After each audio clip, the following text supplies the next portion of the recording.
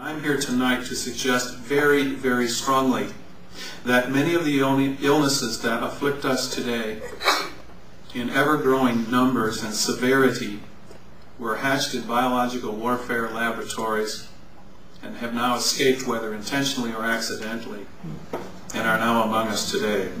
Never stop to wonder when watching my TV why we who do the work are so seldom seen. Now I'm wondering why we're blacked out or portrayed as troublemakers, or always in the background when on screen. Working TV,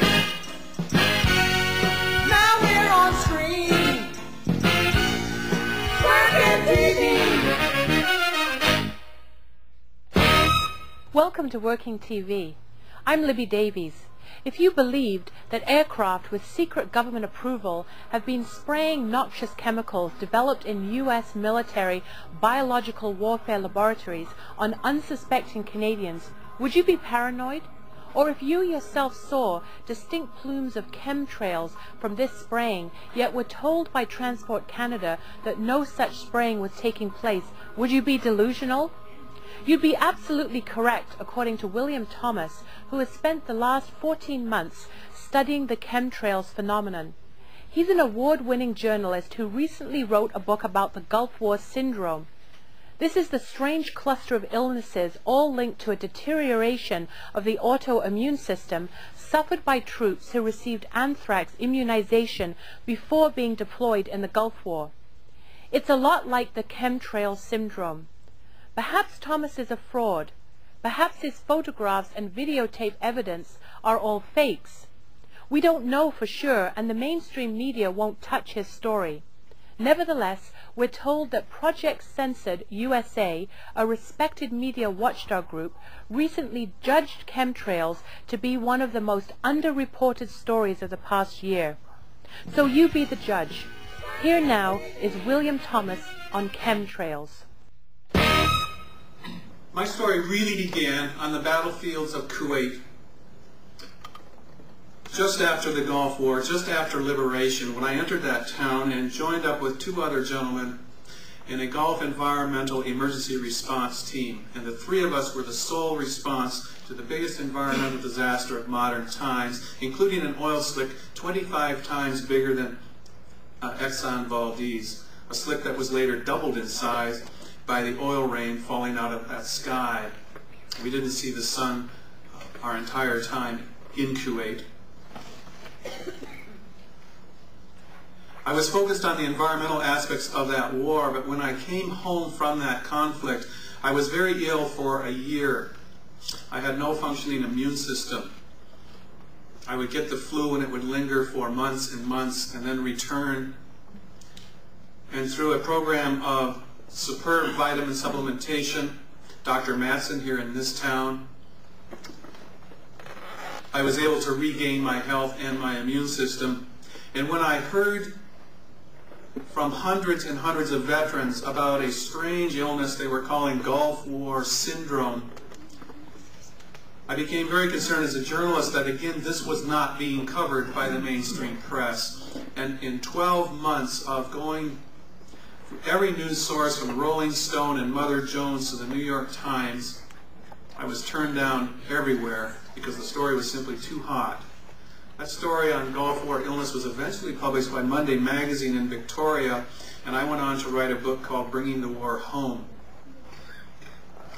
And in that book I was able to show a photograph of a very tiny critter, about the tenth of the size of a bacteria, called a mycoplasma, which Dr. Garth Nicholson and his wife Nancy, foremost microbiologists with reputations highly regarded throughout the world in their profession, had tracked Gulf War illness to this mycoplasma in the anthrax vaccines given to Canadian, American, Australian, and British soldiers. Many of them got sick even though they never deployed to the Gulf. And I concluded the book by saying the only good news is with some 200,000 sick veterans in North America and their spouses and their children, at least the mycoplasma and these biological weapons are not loose among the public. I was wrong.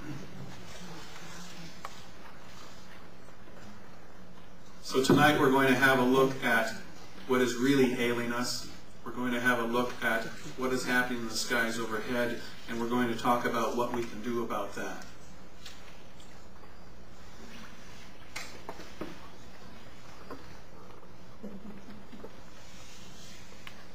In January 1999, I got a phone call from the managing editor at the Environment News Service, whom I'd worked for in the Gulf.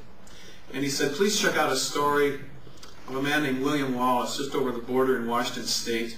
He lives in eastern Washington, very remote region. He lives in a cabin with his wife. And Mr. Wallace has been talking about large airplanes overflying his house back and forth, spraying plumes that look like contrails, the condensation trails we're all used to seeing. But unlike these ice crystal trails that form in the hot engines of jet aircraft above 33,000 feet, according to the U.S. military and Canadian aviation authorities, unlike these condensation trails that linger usually, not always, but almost always, for about 30 to 45 seconds. You see the pencil-thin trail a short distance behind the aircraft, disappearing like the wake behind a boat. Unlike these trails, the trails that William Wallace and his wife Anne were seeing were broad white plumes. They lingered for hours. And as these aircraft began crisscrossing each other and forming a grid, these plumes gathered together and took a clear blue sky and made it opaque, hazy, milky. Temperatures dropped. His animals sickened, his dogs died, his plants sickened, his wife became very ill. And when I went on Art Bell for the first time and used William Wallace's name with his permission, he was again visited for the third time by aircraft who sprayed their property. In fact, that night when I finished my first Art Bell show, I was living in a small cabin in the hills outside of Chemainus. And I came outside about 3:30 in the morning, very wired from this very intense presentation. Took a breath of air, beautiful night, stars. Just started to relax, and I froze. Giant X right over the cabin. Now, I'm not paranoid or anything. But when they started flying parallel patterns down the ridge right across from me over the next few weeks, I began to wonder. I began to wonder if maybe some people were sensitive about having this story exposed. Let's have a quick look at what we're talking about, because pictures are always better than words. I don't know about you, but people continually tell me, oh, these are normal contrails, these are normal aircraft patterns, and I'm here to tell you tonight that if commercial airline pilots pulled this stunt, they would lose their license. Yeah. These pictures were taken very recently over Nevada, Moose Jaw, Saskatchewan, an international flight center, and towards the end, Vancouver on Monday of this week. Legal spacing for commercial airliners is 3 miles. I believe the X's are for satellite identification. Don't worry, it's just normal airline traffic. And if you wait a few minutes, you'll watch and see these chem trails start to spread out as they're doing here. And if you have ignored the phenomena for an hour and happen to look up, you'll probably think it's just clouds. But fog forms at ground level. It doesn't form at 20,000 feet. But something else was going on. Something else down here on the ground. Last winter, in this city, in Victoria, in London, Ontario, in Toronto, Edmonton, cities across Canada, we saw an epidemic of influenza-like illnesses. That epidemic was also right across the United States and England. At Peterborough, the emergency room took 307 acute care patients in one day. In England, refrigerator trucks were hired to haul the dead bodies away. This is from the BBC, by the way. This is an exact repeat of the previous winter, when refrigerator trucks were pushed into service as morgues in England. And we had 12 straight weeks of what the Centers for Disease Control called an epidemic of influenza-like illness and pneumonia, an epidemic in terms of death rates. England saw 8,200 people die in 3 weeks, mostly the elderly. This year, we looked at 19 of 20 weeks, epidemic levels, influenza-like illness, double pneumonia, and death. The CBC called it the flu. Most of the media we received called it the flu. I'm here tonight to tell you it was not the flu. In fact, many doctors were echoing the words of one nurse supervisor who said, "I don't think anyone knows what's causing this sickness." Doctors were saying this to the New York Times. And unlike flu that takes time to spread through a population, these illnesses were appearing virtually overnight in neighborhoods, communities, and cities, swamping hospital wards. And what the media never remarked on was that the incident of heavy spraying, the characteristic X's, the gel falling on parked cars and windshields and buildings, took place always at the same time, and within 24 to 48 hours we saw these outbreaks of illness. Yes, some of it was the flu, but very little of it was influenza. The medical director for the Via Christi Regional Medical Center said, he told reporters, "This thing kills even healthy people in 4 to 5 days, and I have a stack of email of aunts and uncles and family members who suddenly contracted pneumonia, although in good health, and were dead within a week." But when the WHO and the National Respiratory and Enteric Virus Surveillance Labs tested more than 18,000 people since last October, they found that 13% tested positive for influenza, the national average during an epidemic. In some areas, the peak, they tested 33% positive. Again, the national average was down around 13%. Reporters asked the CDC, "What is this?" And they said, "This illness could be due to some other pathogen." And when I looked at the heavy spray days by city, I again got an exact correlation. No, I do not have scientific proof, scientific evidence, but folks were way beyond coincidence here.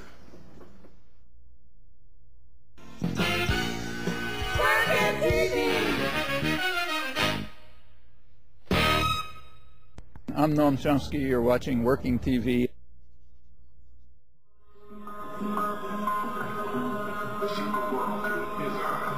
And as I followed leads from Mr. Wallace and started contacting people across the United States, I ran into meningitis outbreaks in the wake of this strain. This has been a rare inflammation of the brain and spinal cord, and comes on with flu-like symptoms, a skin rash, a stiff neck, severe headaches. And you know, we're still running into those symptoms after heavy spray days in schools and communities across North America. In Bell River, just outside of Windsor, there were 3 cases and 1 death among 3,000 people, and they vaccinated everyone. Multiple sclerosis started showing up. Chronic fatigue has been a major component linked to the spraying, as well as lupus outbreaks in Oklahoma, Kansas City, Florida, other locations in the wake of heavy spraying. And then this came up, transverse myelitis, something so rare we rarely see it, and yet at the Cedars-Sinai Hospital in LA, 8 cases in 2 weeks after heavy spraying there hit people, pets, goats, other animals. So what do we have here? Well, we have a worsening epidemic over the past 2 years of a flu-like illness that has not been identified, a flu that is not the flu. We have, according to the CDC, an epidemic of deaths from influenza-like illness, pneumonia, and cardiac arrest. Now, since when is cardiac arrest a symptom of the flu? But that's what the CDC is reporting. And I've been a reporter and a columnist dealing with alternative health issues for years, and I have wondered at the sudden upsurge and predominance of autoimmune type diseases. We just mentioned a few: chronic fatigue, rheumatoid arthritis, multiple sclerosis. Virtually overnight in the past few decades. Yes, our immune systems are under increasing attack, but I believe we are under other attack as well. I got back in touch with Dr. Garth Nicholson, and he told me that now he believes that if we look behind chronic fatigue, multiple sclerosis, fibromyalgia, rheumatoid arthritis, and lupus, in many cases, we are going to find mycoplasma, because that's exactly what he is finding. And he's also finding brucellosis. Well, as Yogi Berra said, it's deja vu all over again, because this took me right back to my research for bringing the war home and my research into biological warfare and Gulf War illness. And I'm here tonight to suggest very, very strongly that many of the illnesses that afflict us today in ever-growing numbers and severity were hatched in biological warfare laboratories and have now escaped, whether intentionally or accidentally, and are now among us today.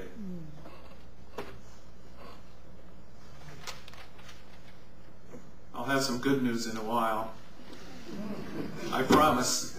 But let's follow this line of inquiry.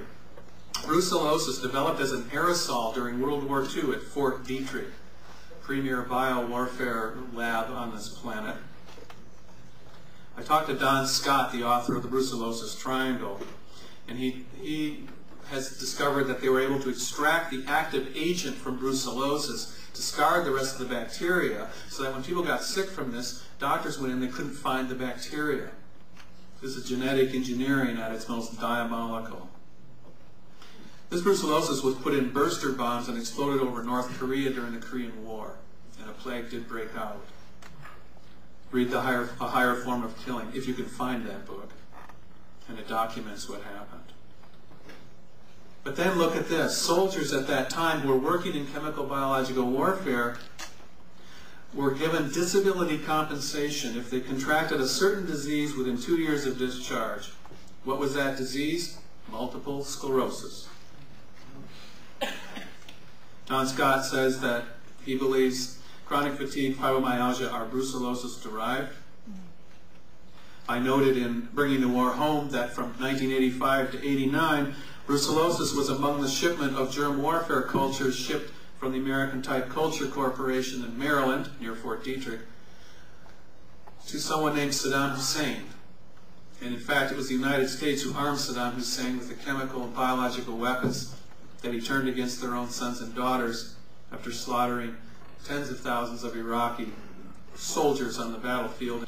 Now, mycoplasma has been a long-time favorite of the bioweaponeers. Like brucellosis, it's a stealth weapon. That is, there's no inflammatory antibody response that a doctor can recognize once it's been genetically engineered. They've been playing with this since the 1970s when U.S. Marines and Air Force personnel were tested with mycoplasma, and guess what? Many of them contracted chronic fatigue and multiple sclerosis.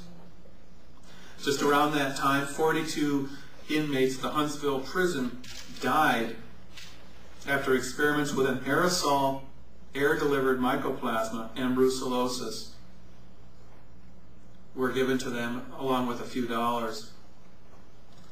But what the experimenters didn't expect was that 231 nearby residents in that town would be stricken with chronic fatigue, multiple sclerosis, lupus, cancer, meningitis, and Epstein-Barr after that experiment. The Iraqis were also very interested in the mycoplasma. So we have a new breed of stealth viruses among us, thanks to the military genetic engineers. Dr. Martin at the Center for Complex Infectious Diseases has found in a chronic fatigue patient a brand new life form. He calls it Viteria, part virus, part bacteria, part fungus. It seems to be able to change from one to the other. Symptoms are severe headaches and joint pain.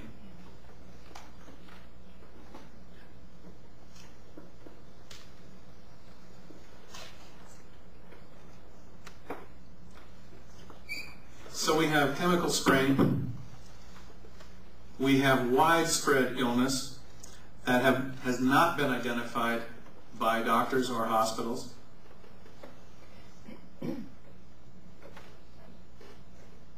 We have a lot of questions and we have a few answers here, and I'll say right now that we appear to have two programs at work. We have the high-level spraying that we just saw the slides and we've seen over this city as recently as today. And also we have something else going on, a low-level spraying involving helicopters and, more often, C-130 Hercules-type aircraft. And last summer I was in Pagosa Springs, Colorado, up in the mountains, a little resort community. I've just given some presentations across the southern and western United States. I was trying to relax, and I was walking across the main street in Pagosa Springs, and I just stood shocked as I saw a C-130 glide down over the town, throttled back, silent, right over this town, the spray, and then up and away. Well, this low-level spraying gave us our first breakthroughs in this case. And I'd like to show you just two more slides very quickly. Very lucky to have this. And these slides illustrate the brown gel that has been dropped in communities here in Canada, the United States, and England. This sample came from the central United States, November 1999. Yes, November 1999. And we were able to match it with a very similar sample sprayed a year previously from a low-flying aircraft in Pennsylvania. And eyewitnesses at the time thought the aircraft would hit the roof of the house it was spraying. And they had noticed tic-tac-toe and what they called weird designs in the sky.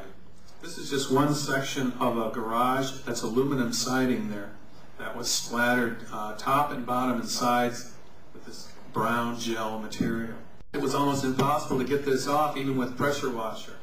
This stuff is very, very tenacious. We think it's a polymer coating.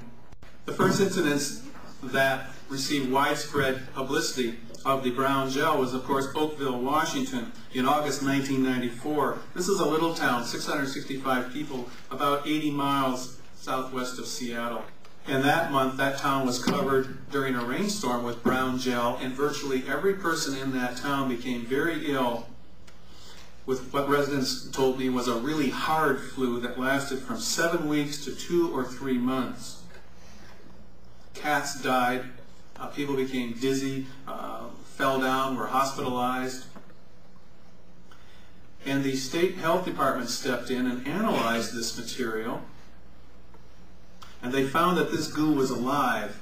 They found human white blood cells. They found a Pseudomonas fluorescens, which will give you very, very severe upper respiratory problems. And they found an Enterobacter bacteria as well. And that was confirmed by a second lab. What they didn't find out is where it came from and why the aircraft were dropping it on this population.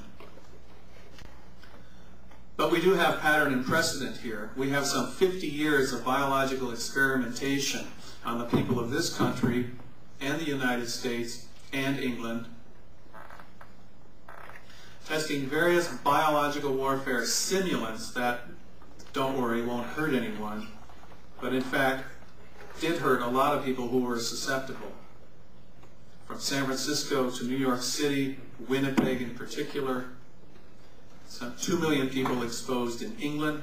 They used ships and they used spray-equipped aircraft to deliver serratia marcescens, zinc cadmium sulfate, a known carcinogen by the way, and other material that would show up very quickly in their tests to test dispersal rates and infection rates in the population. And the idea was if you made people sick enough to report to their doctor or the hospital, you could track the efficiency of these weapons on your own population.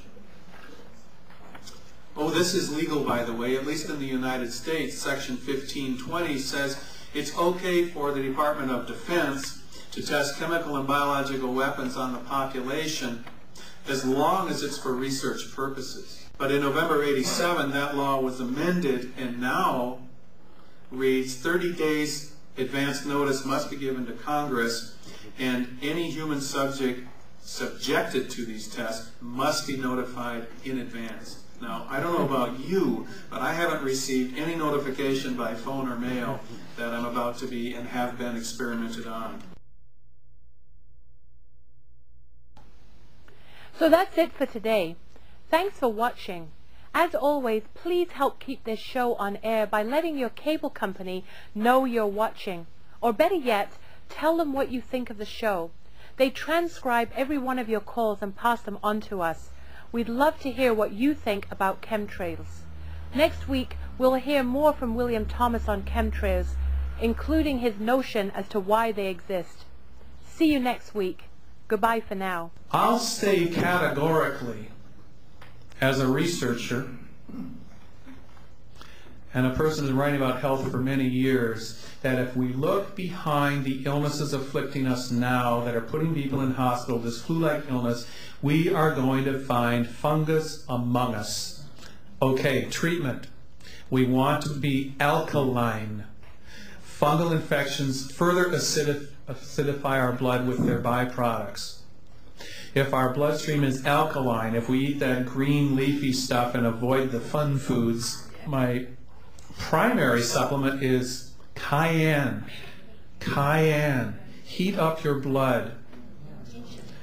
Cayenne and ginger and garlic and miso and shiitake, but cayenne. And also oxygenate your blood with liquid oxygen supplements or exercise. Very important. We can knock out these fungal infections.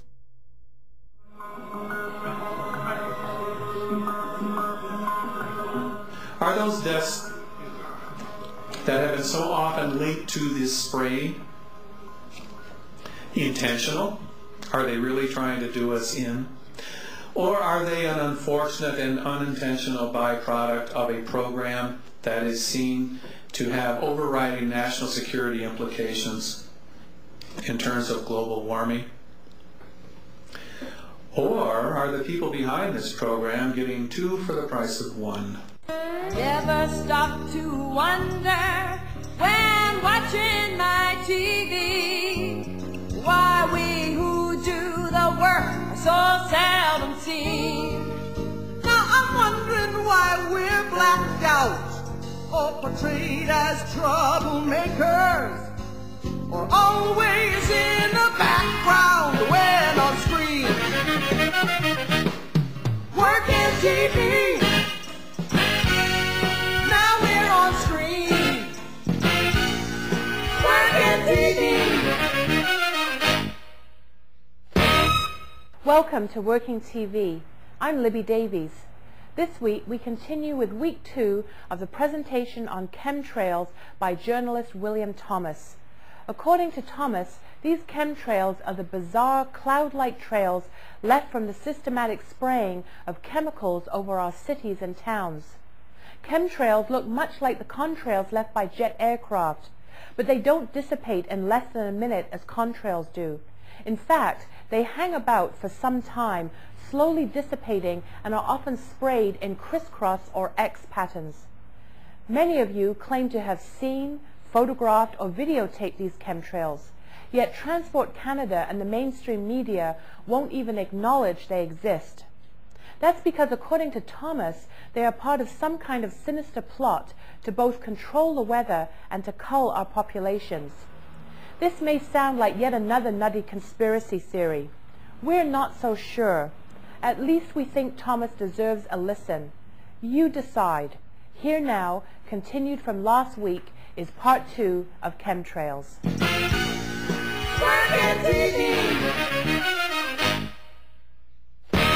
Now, I've been an environmental journalist for some 10 years. I attend conferences, I talk to scientists, and I keep up to speed on what is happening to this planet. I talk to advisors to this government, scientific advisors, and they are unanimous in calling what is happening to our atmosphere a global emergency. Ladies and gentlemen, this is not a scam. This is actually happening. Poles are melting at an unprecedented rate.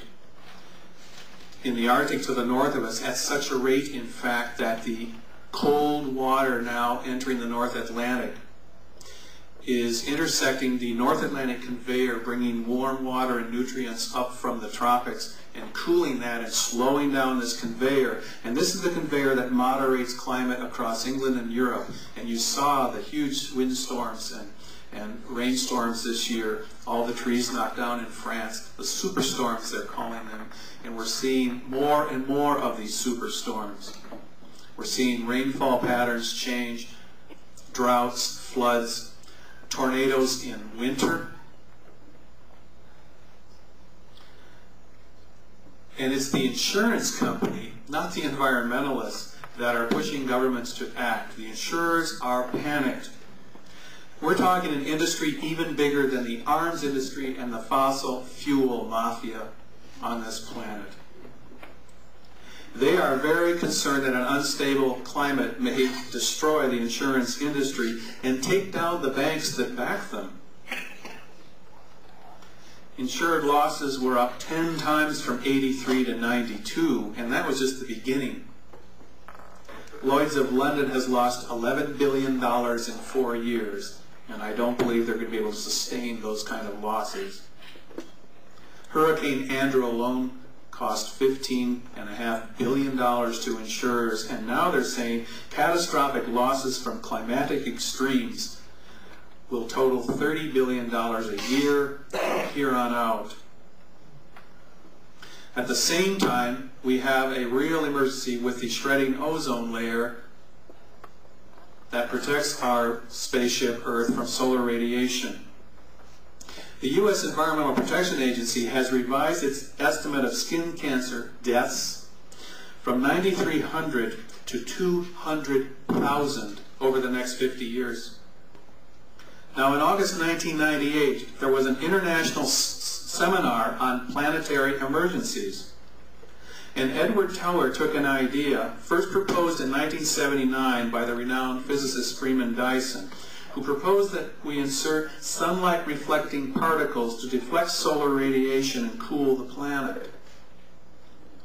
This wasn't just an idle theory, because when El Chicon erupted, the resulting fallout from that volcano slowed the global warming trend 25% and gave the people saying, well, there's really nothing to this global warming, quite a lot of ammunition for a year or two. So at that conference on planetary emergencies, when Edward Teller, the father of the H-bomb, stood up, he proposed a similar sunscreen. And he said, if we can block 1% of incoming solar radiation and reflect it back into space, we will neutralize global warming. I have some very good researchers working for me, and they have very recently come up with a paper, a study done at the request of the U.S. government by the Lawrence Livermore Lab, the national laboratory in the United States. And they looked at this and they said, we can do this. It will cost us $1 billion a year. And that's 1% of the $100 billion a year it will cost our economy if we have to curtail fossil fuel use back to 1990 levels to slow global warming. Oh, sure, we can go to the solar age and alternative technologies that you know and I know are available. And of course, the oil cartel doesn't want us to do that. So here's an idea. We spray this sunscreen, we cool the planet slightly, and we can go on burning fossil fuels and the corporations can go on making their profits. An environmental consultant named Mike Castle, who consults the U.S. government and other corporations in the United States, got in touch with me and thought, maybe this is what's going on. And then he discovered a patent actually taken out and awarded to one of the big aerospace defense contractors in the United States, Hughes Aerospace. Patent 1990000513145. Stratospheric wealth-backed seeding for reduction of global warming. A process to reflect infrared energy back into space. And this patent called for chemicals to be sprayed into the greenhouse gas layer, wait for this, 22,000 feet and higher. What were they going to spray? Oxides of metal. Which oxide? Aluminum oxide. Now you're saying, well, that's a heck of a lot of airplanes flying a lot of missions to spray that kind of material.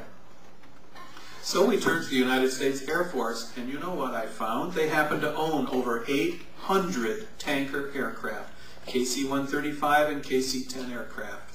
Exactly the planes that we have positively identified in hundreds of photographs and miles of videotape as the aircraft spraying these chemtrails. So could this really be happening? I mean, we have the study, we have the airplanes, we have the money, we have the patent, and we have the primary ingredient, aluminum. Well, we also have scientific proof. Because the people of Espanola, Ontario did not sit by and take the spraying in their community and resulting sickness among their families and children lying down. This is an Ojibwe community, about 80 miles to the west of Sudbury, Ontario. And in March last year, they began noticing these jets flying, these crisscross patterns overhead, and they came down with joint pain and stiffness, often on the left side of their bodies, extreme upper respiratory problems, gastrointestinal problems, illness throughout the community. And then they saw low-flying aircraft come over, C-130s, spraying a red powderish material. My colleague went up there at that time and collected a sample just after the latest incident. We had it tested.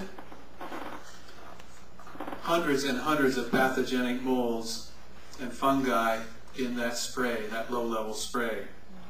But what about the higher-level spray?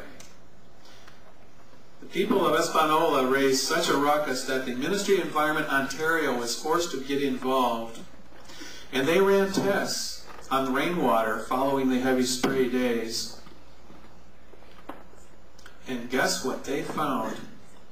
They found carbon black, which the United States Air Force says they use for weather modification. They found hundreds of molds, fungi, but most of what they found was aluminum. 7 times the safe levels. Aluminum at levels the North Lab said would kill fish. We have the lab test, we have the study. It matches the Hughes patent. It matches what Edward Teller and Freeman Dyson and others were calling for. And it certainly looks to me tonight that what we are seeing is an attempt, a desperate attempt, at atmospheric modification. But weather is also being modified. We ask the United States, what the heck's going on? And they say, here's our report, Owning the Weather, 2025.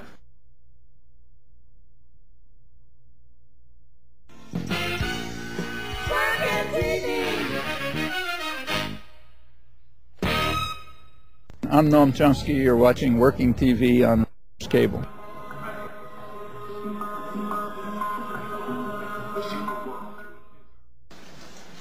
As yet, my researchers and I have found absolutely no indication that the pathogens that are turning up in the gel samples, the cobweb material, have anything whatsoever to do with weather or environmental modification. There seems to be a second program at work here.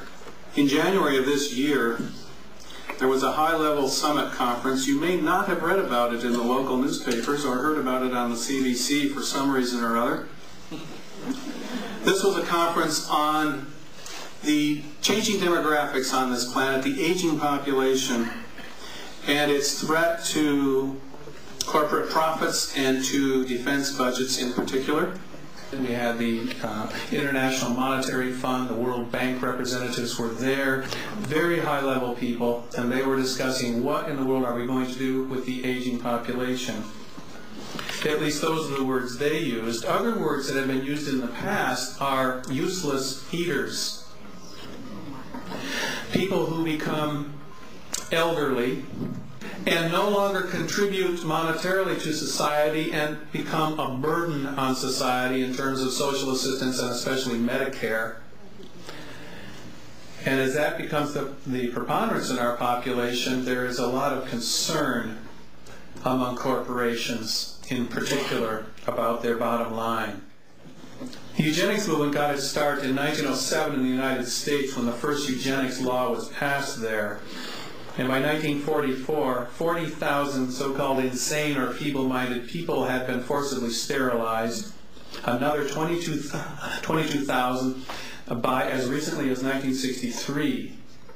Now, in the 1920s, the Rockefeller Foundation, who became a principal promoter of depopulation, called for the mass sterilization and elimination of minority populations in the United States. And to head their program, they chose the fascists Ernest Rudin and Franz Kallmann. Of course, it was Rockefeller Standard Oil that got together with I.G. Farben during that war. It became virtually the same corporation. It was Farben who made the nerve gas that killed more than 6 million Jewish people. Rudin himself went on to become part of the Nazi state and became president of the Worldwide Eugenics Federation. His sterilization law was adapted by the United States as law in July 1933 as a model with Hitler's signature attached. Kallmann went on to head the American Society of Human Genetics, the Human Genome Project you've been hearing so much about recently. You haven't heard about its Nazi antecedents. That's a $3 billion effort, of course, to map DNA by the year 2003, and they're well on their way. That's going to be pretty nifty because apparently we'll be able to identify genetically caused diseases, go in there and tinker around and eliminate those diseases. What they're not stressing in the news reports is that we'll also be able to identify race-specific diseases so that we can attack specific populations of people with diseases that will only kill them. In the 1950s, the U.S. eugenics movement moved literally into Rockefeller's family offices. Lawrence Rockefeller became head of the New York City Blood Council and then International Blood Banking. These are the eugenics people. 1960s, General William Draper. He supplied credit to the Nazis during World War II, and now he started the Draper Fund. The Vietnam generals we've all heard about, Maxwell Taylor, William Westmoreland, who headed that genocide and dioxin defoliation campaign in Vietnam. They were members of the Population Crisis Committee of the William Draper Fund.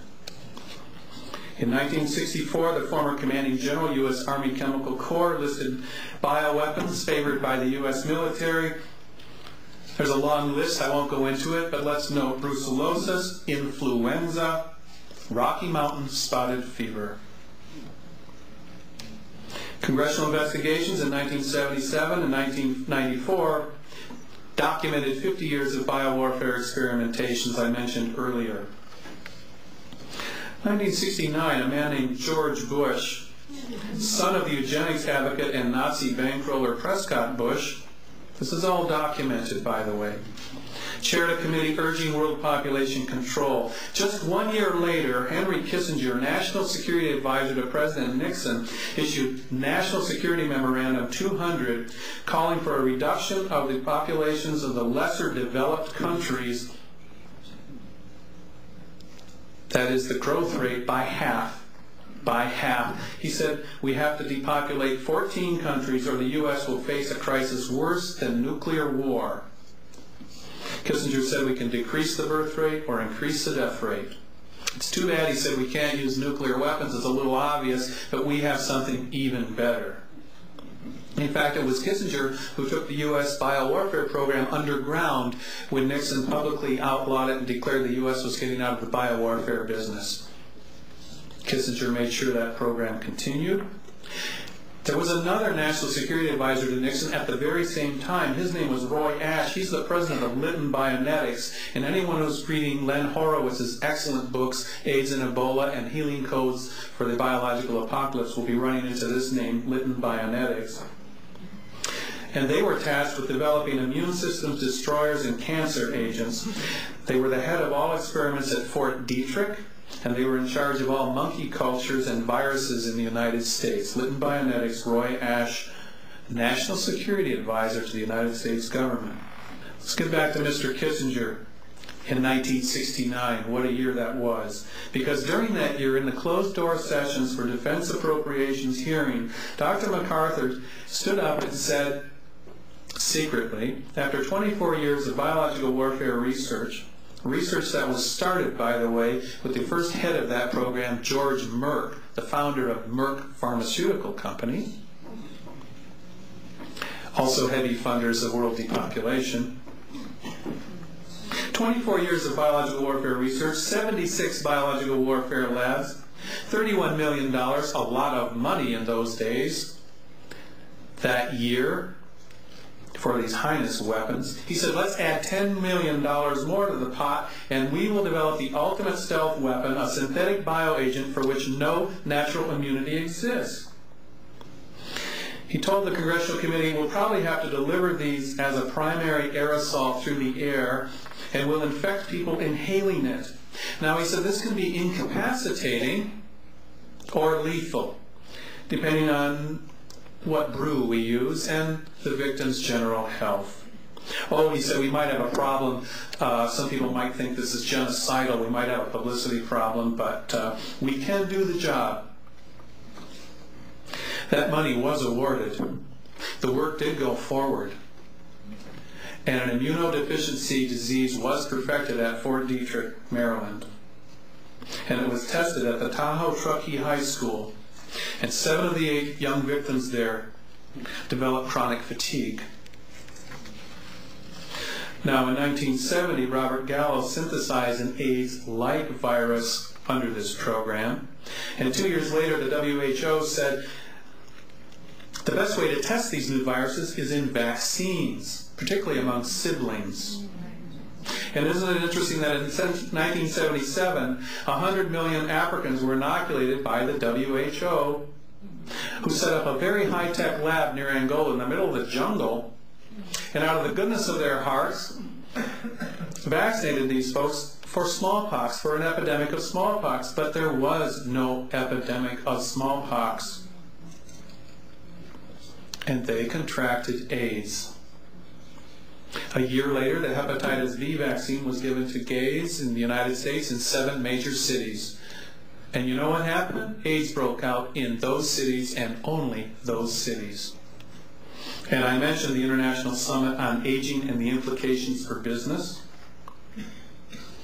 Did I mention that today all 14 countries cited by Kissinger in that Memorandum 200 now have the AIDS epidemic? 5,000 people a day are dying in Africa, according to the U.S. Census Bureau, which predicts that AIDS will be bigger in Asia even than Africa. Talking to nurses across the United States, anecdotally, we have an increase in the death rate among the elderly in hospital wards of roughly 4, 5, 6% following this Chem Trail attack on our cities and communities. A number that is not going to leave bodies piled in the streets. Oh, oops, sorry. Oh, we had a few incidents there in England. We had to bring some trucks in and haul them away, get them out of sight. But this is a significant number over time, and if it climbs to 10%, that's a dictionary definition of a decimation of a population.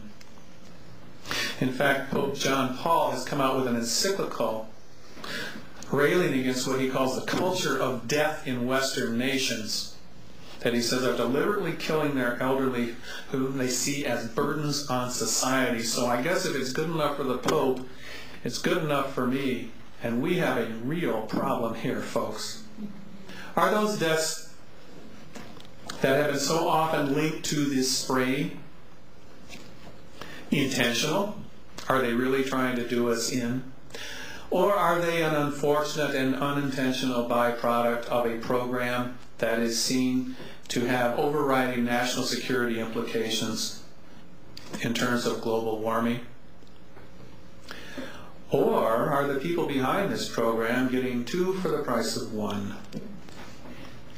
I'll just say this, that when you institute a program of mass spraying across the populations of the United States, Canada, England, Germany, as recently as a week ago, Holland, Italy, Australia, New Zealand, and at the same time you know that people are being hospitalized, according to U.S. news sources, by the tens of millions in the United States.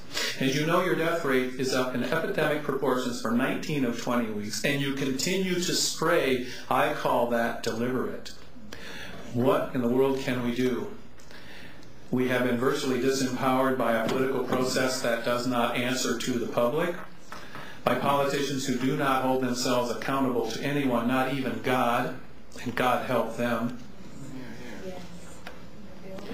Thanks to the good people of Espanola, there is something we can do, and I urge all of you to do this and contact your friends and get onto your MP and demand and insistently demand and persistently insist that the people of Espanola receive a response to their petition to Parliament in Ottawa. They were promised a response from Ministry of Defense. That was about 5 months ago. And we want a response to them, because in so doing, we will have a response to the inhabitants of this city and region. And I urge you, get on the fax, get on the phone, and don't stop until the people of Espanola have an answer. Until they have the truth, and we have the truth, and we have some accountability at last. Secondly, get on the phone, call the Vancouver Sun, my former employer, Vancouver Province, the CBC. Again, they've interviewed me at length, never ran the tape. And say, you heard this guy talking, and he has some very disturbing photographs and even more disturbing things to say, and he's a journalist, he's won awards, he doesn't appear to be too crazy, and heck, I've seen it myself. Tell them, why aren't you reporting this? And don't stop until they do. Because once someone in the mainstream media picks up this story, the others will have to follow. It's the herd instinct. No one wants to be scooped. So that's it for today. Thanks for watching. As always, please help keep this show on air by letting your cable company know that you're watching. Or better yet, tell them what you think of the show. They transcribe every one of your calls and pass them on to us. We'd love to hear what you think about Chem Trails. Next week, we'll be on holiday, so we'll air a rerun of one of our favorite shows from 1999. We'll be back in 2 weeks with more new programming. Check our website for details. See you in 2 weeks. Bye for now. Very, very important that we apply public pressure here. Very important that we take our power back, and it's very important to understand, though we've heard a lot of frightening things tonight, biological weapons, bullets and bombs and planes and money, that's not power. That has nothing to do with power. The real power is here. It's all around us. And if we align to it, if we pray for it, if we invite it into our lives, there is nothing that can stop us and nothing that can stop the truth. And the one thing the people responsible for this are afraid of the most, and the one thing they cannot counteract with all the weapons and money at their command, is the truth. And the kind of power I'm talking about, which is the real power, will triumph in the end.